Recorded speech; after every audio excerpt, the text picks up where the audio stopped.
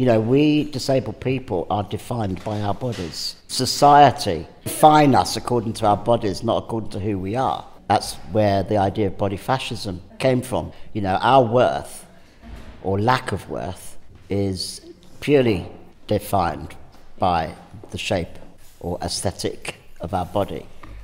I will take my clothes off and say, here's my body, you know, and actually your body really, if we were to take your clothes off, is no better.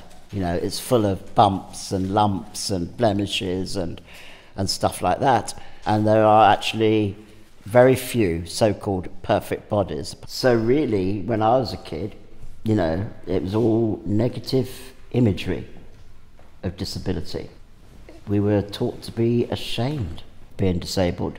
And I think, you know, art and culture was, for disabled people in Britain, the prime energizer of disabled liberation. You know, it was the medium of expressing disabled liberation. It was a way of influencing and educating the general public with regards to disabled people's identity and aspirations. And I suspect it really began with the work that we were doing at Hereward College. Well, my personal object is a book that I published. It's called Dreams My Father Sold Me. It's a book of my artwork and poetry. I thought, well, what would be a good symbol or representation or representative of disability culture that I've got?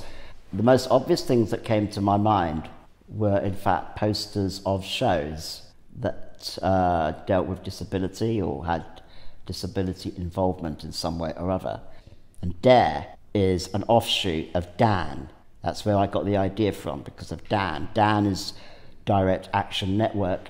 You know, I imagined that a splinter group from Dan who feel that Dan's not militant enough because times have got worse for disabled people and that it's our lives now at risk.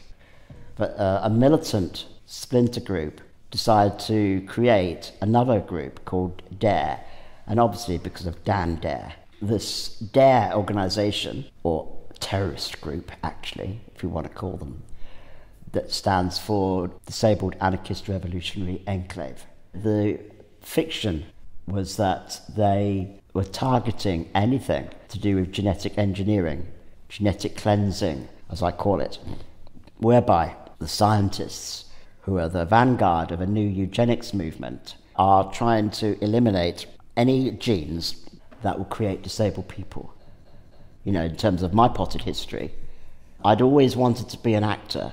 I always wanted to be in the arts in some way. I wanted to be an artist, I wanted to be a writer, I wanted to be a film director, and I wanted to be a performer.